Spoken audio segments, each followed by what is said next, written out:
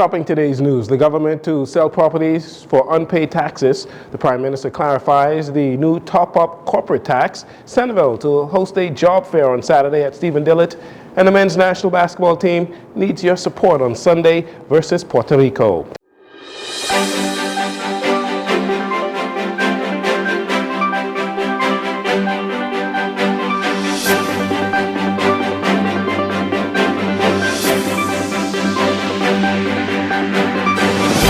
Good evening, Bahamas. I'm Jarino Saunders. This is your evening news, your JCN evening news.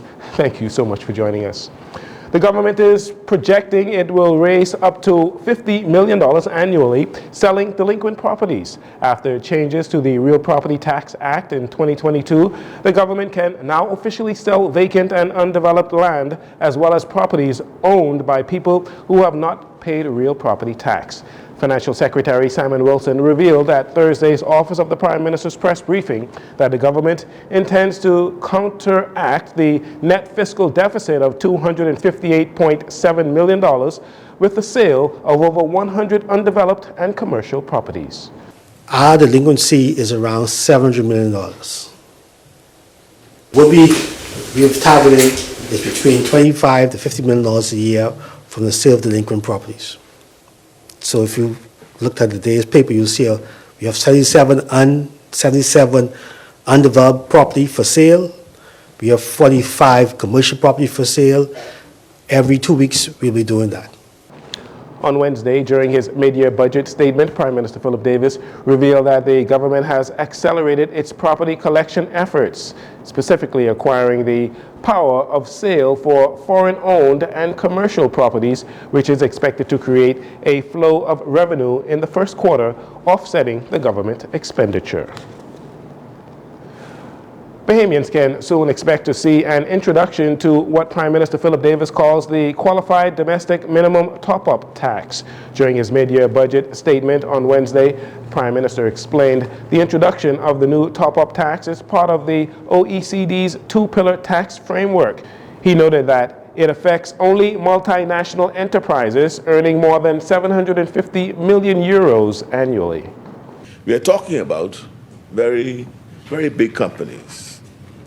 The Qualified Domestic Minimum Top-Up Tax is a way to make sure that these very big companies pay at least a minimum amount in taxes on their profits in every country where they do business.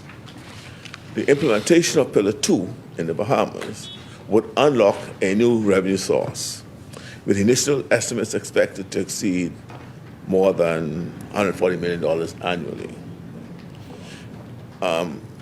Might I add here, Madam Speaker, that if we do not implement this Pillar 2 tax, that multinational entity that is doing business in the Bahamas, if we don't collect it here, they'll have to pay that same tax in their home jurisdiction.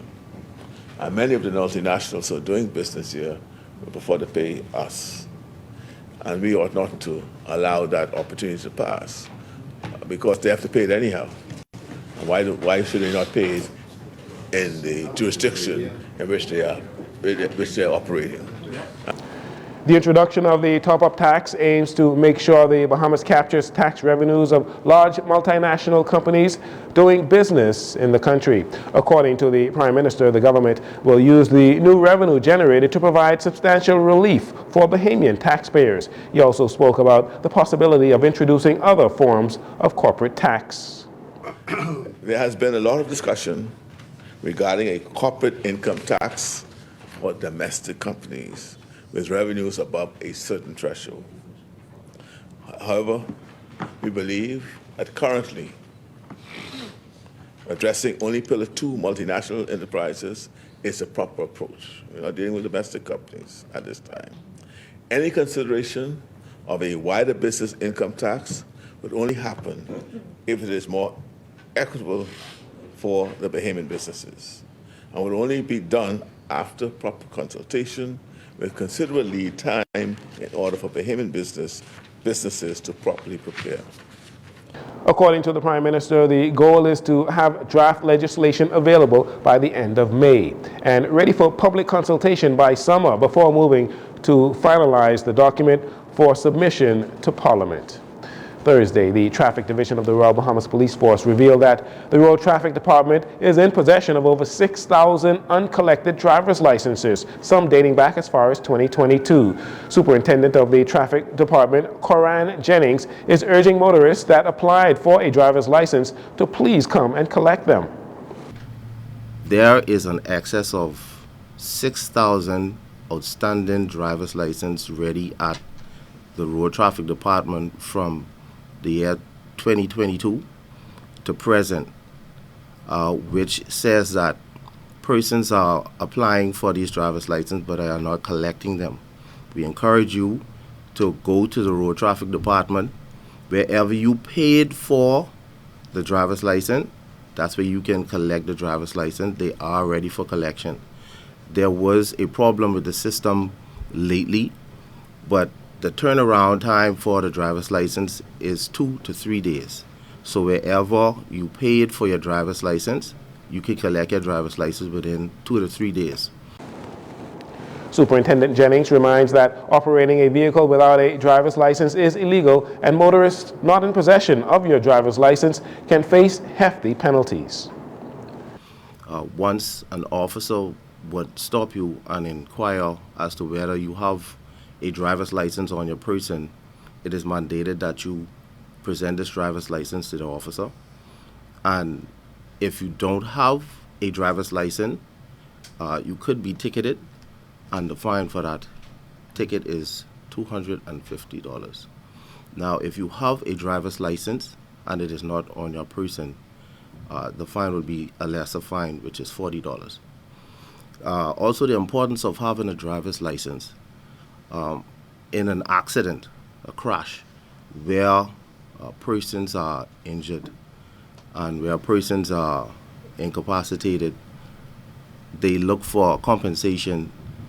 And if you don't have a driver's license, that means you're not covered under any insurance, whether it be third party or comprehensive.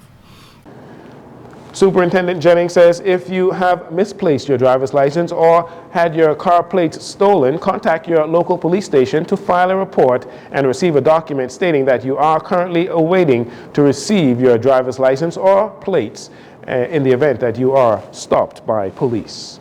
And finally, in this segment, the Centerville community, in conjunction with the Department of Labor, will be hosting a Labor on the Blocks 2.0 job fair this Saturday, February 24th, at the Stephen Dillett Primary School on Wolf Road from 9 a.m. to 3 p.m.